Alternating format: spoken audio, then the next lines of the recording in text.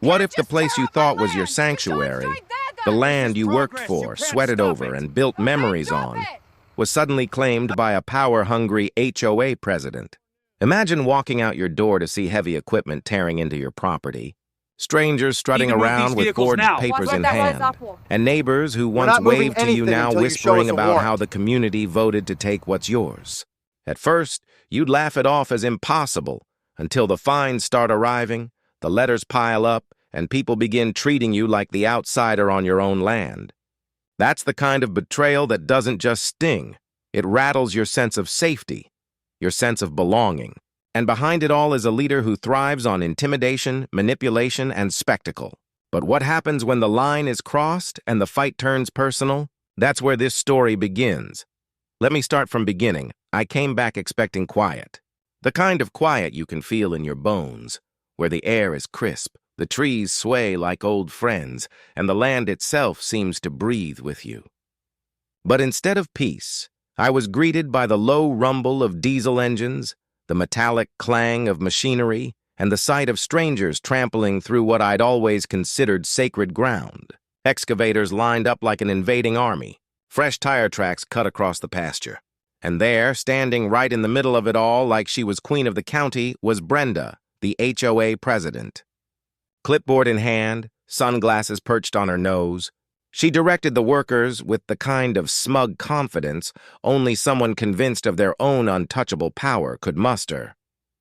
At first, I thought maybe it was some kind of mistake, a miscommunication. But when I walked up to the crew, sweaty and confused, they barely acknowledged me. One guy waved me off with a quick, "Talk to management." Management.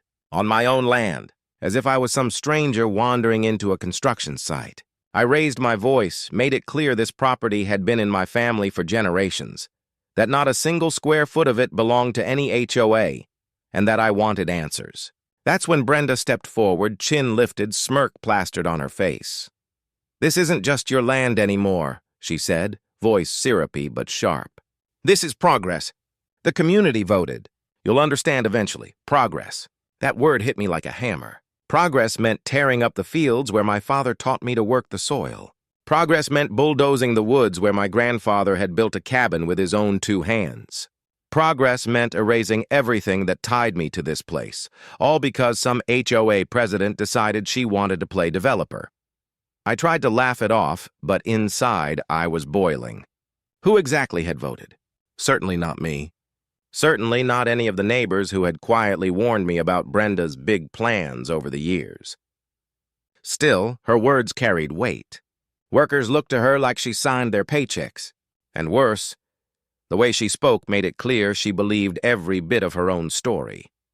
That afternoon, rumors started to spread like wildfire in town. Some said Brenda was planning a luxury subdivision, a gated community with glass-front mansions and private pools. Others whispered about an airstrip, a place for wealthy out-of-towners to land their private jets. The wildest theory was a country club, complete with a runway, tennis courts, and some exclusive lodge. The details changed depending on who you asked, but one thing stayed the same. People talked about it like it was already happening, and maybe that was the worst part. The way neighbors looked at me, like I was standing in the way of something bigger than myself. Some of them gave me sympathetic nods, the kind that said, "I don't agree, but I'm not going to speak up either." Others avoided eye contact entirely, siding with Brenda's vision without ever saying a word. But a handful still had questions. Old friends asked quietly if the rumors were true. A delivery driver leaned in and said he thought Brenda had been bluffing until he saw the surveyor's stakes in the ground. Even the sheriff's deputy, who dropped by later that week, admitted he wasn't sure what was happening. All he knew was Brenda had been parading around with paperwork, waving it like a badge of authority, claiming it proved the land was reclassified for community use. My blood ran cold. This wasn't just talk anymore. Brenda wasn't bluffing. She was building something real, with forged authority, false confidence, and just enough intimidation to silence the people around her. Standing there that evening, watching the sunset behind bulldozers parked on my family's land, I felt the weight of it all. This wasn't just dirt and grass they were tearing into. This was history. This was legacy. This was everything my family had poured into one piece of earth, piece by piece, generation after generation, and for the first time, I realized Brenda wasn't going to stop. She wasn't testing the waters or trying to scare me into selling. She was moving forward like the deal was already done. That's when it hit me. This wasn't a misunderstanding. This was a war. The first real shots in the war didn't come from lawyers or courtrooms. They came in the form of paper. Every morning, without fail, a new violation letter would appear in the protagonist's mailbox. The first one claimed the grass was too long. The second said his mailbox didn't meet community standards. Then came fines for everything from the color of his shutters to the way his truck was parked in his own driveway.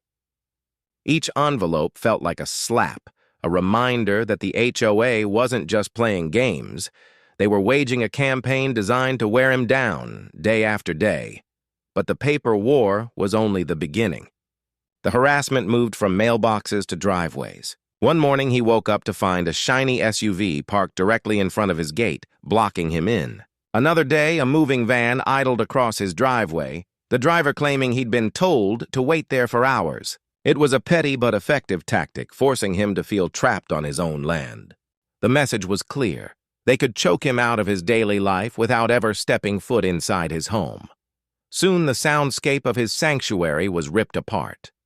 Construction crews arrived, hammering, drilling, and bulldozing from sunup to sundown. The air grew thick with dust, settling over the pasture and choking his livestock. Chickens refused to lay, and the goats grew restless, bleating through the night as if even they sensed the aggression pressing in from all sides. What had once been quiet land, where you could hear the wind whistle through the trees, now sounded like a construction zone in the middle of a city. And it wasn't just him. Neighbors who had once enjoyed the same peace began to suffer too. Yet most of them stayed quiet, fearful of being targeted next. The HOA, of course, wrapped all this in a ribbon of propaganda. They posted glossy signs at the edge of the development. Building a better future and luxury living for all. Brochures circulated promising prestige and progress, complete with pictures of happy families by a sparkling pool that didn't even exist yet. To anyone outside, it looked like a community on the rise. To the protagonist, it was gaslighting on a grand scale, a shiny mask hiding the rot underneath. Through it all, he forced himself to hold back.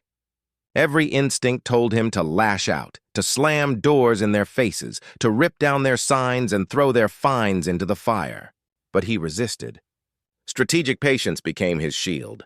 He knew that reacting on impulse would play into their hands. They wanted him angry, reckless, easy to paint as the villain. Instead, he stayed calm, even when it meant swallowing his pride. He played the long game, waiting for the right moment. That didn't mean the battle didn't take its toll.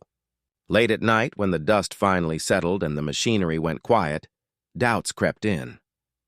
Sitting at the kitchen table with a pile of violation letters stacked in front of him, he wondered if they were winning. He wondered if being outnumbered, outfinanced, and outmaneuvered meant he didn't stand a chance. Sometimes he'd look across the table at his family and feel that weight heavier than anything. He couldn't let them see it.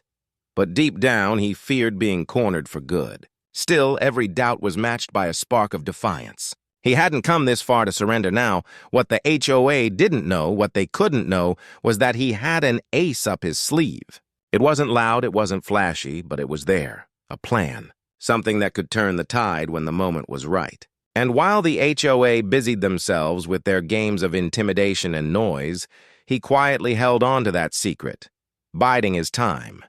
The chapter ended not with relief, but with a fresh blow. The HOA, emboldened by their tactics, announced that they were accelerating their timeline. Construction crews worked double shifts, trucks rolled in before dawn, and the signs went up promising a grand opening sooner than anyone thought possible. It was a race now, a race between their bulldozers and his resistance. And if they crossed the finish line first, his sanctuary would be gone forever. The HOA's campaign had dragged on for months, each letter louder than the last, each threat more absurd than the one before it. At first, the protagonist laughed off the notices, fines for unauthorized land use, warnings about community bylaws that never applied to him, and even the occasional final warning demanding he tear down parts of his own property. But then the tone shifted. The HOA president, smug as ever, sent an official-looking document stamped with bold red letters, "Eviction Notice." According to her, he and his family had 30 days to vacate their land. It was laughable, sure, but beneath that absurdity lurked something darker. The HOA had crossed from petty harassment into outright attempted theft. That was the breaking point. Up until then, most of the neighbors had stayed quiet. Some were too scared to challenge the board. Others went along with the lies out of convenience. But when word of the eviction spread, something cracked. People started whispering at backyard fences and over morning coffee. If the HOA could take his land outside their jurisdiction, what was stopping them from coming for anyone else's? Old grudges bubbled up. Fines for bird feeders, citations for flower beds, threats over mailbox height. Slowly, the silence gave way to frustration, and frustration turned into outrage. Families who had once kept their heads down began showing up at meetings, demanding explanations. The board didn't know it yet, but the tide had shifted. The protagonist stayed calm through it all. He wasn't just some stubborn landowner standing his ground. He had something the HOA didn't know.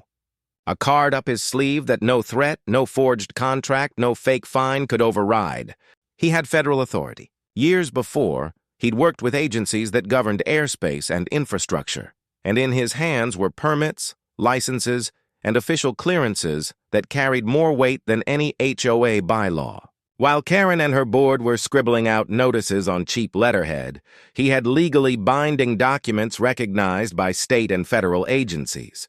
And he'd been quietly stacking them, filing every false notice, saving every threatening email, compiling every forged rule they tried to impose. When the moment came, he didn't raise his voice or slam his fists. He simply gathered the community, stood in front of them, and laid it all out. Copies of the forged papers, side-by-side comparisons of real permits versus the HOA's doctored ones. A timeline of threats that painted a damning picture of harassment and fraud. And finally, the trump card, his federal clearances, signed and sealed, proving beyond a doubt that the HOA had no claim over him or his land. The room fell silent. Even the loudest supporters of the board stared at the evidence, their certainty crumbling. The president tried to bluster, shouting that it was irrelevant or taken out of context, but it was too late. The mask had slipped. That same afternoon, a cease and desist order was hand-delivered to the HOA. Not from him, but from higher up. With every violation, every fake notice, and every forged signature, the board had crossed into dangerous territory. What they thought was just another intimidation game had now caught the attention of lawyers, investigators, and federal authorities. The order was clear. All construction stops immediately, all harassment ends, and every claim against his property is null and void. Just like that, the machinery ground to a halt. Workers packed up their tools. Trucks rolled out of the neighborhood, and the HOA's reign of intimidation cracked wide open. The fallout was swift and merciless. Lawsuits piled up, not just from him, but from neighbors emboldened by his stand. Families came forward with years of hidden grievances, stories of bullying, fines, and intimidation. Reporters got wind of the scandal, and soon the HOA president, once so smug and untouchable, found herself on the evening news, not as a leader, but as the face of corruption and abuse. Investigations opened into missing funds, misuse of dues, and fraudulent contracts. Board members who had once stood shoulder to shoulder with her scrambled to save themselves, resigning one by one, each pointing fingers at the other. The so-called empire she'd built collapsed in weeks. For the neighbors, the shift was palpable. Some approached the protagonist sheepishly, apologizing for believing the lies or staying silent too long. Others simply thanked him for standing up when they couldn't. And in a strange way, the community began to heal. The pool parties, the block barbecues, the kids running between yards, all of it returned, this time without the shadow of fines and threats. His land remained his sanctuary, untouched and untouchable, just as it always should have been. As for the president, her downfall was as humiliating as it was complete. The woman who once strutted around with clipboards and smug speeches now sat in depositions, answering for every fraudulent signature and every dollar unaccounted for.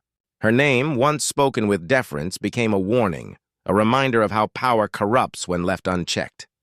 And yet, even as peace settled back over the land, the protagonist couldn't ignore one last chilling detail. Among the final pieces of mail delivered to his property was an envelope with no return address. Inside, a single sentence: "This isn't over." It was a reminder that battles like these never truly end. HOAs, boards, bullies, they thrive on power, and power rarely fades quietly. He'd won this fight, reclaimed his land, and exposed the corruption for all to see. But he knew there would always be another challenge, another line to defend, another truth to protect. And maybe that's the lesson in all of this. Sometimes the biggest wars aren't fought in foreign lands or high-stakes courtrooms. They're fought right outside your front door, against those who mistake control for community. So the question is, if it were your land, your sanctuary, and your peace on the line, what would you do?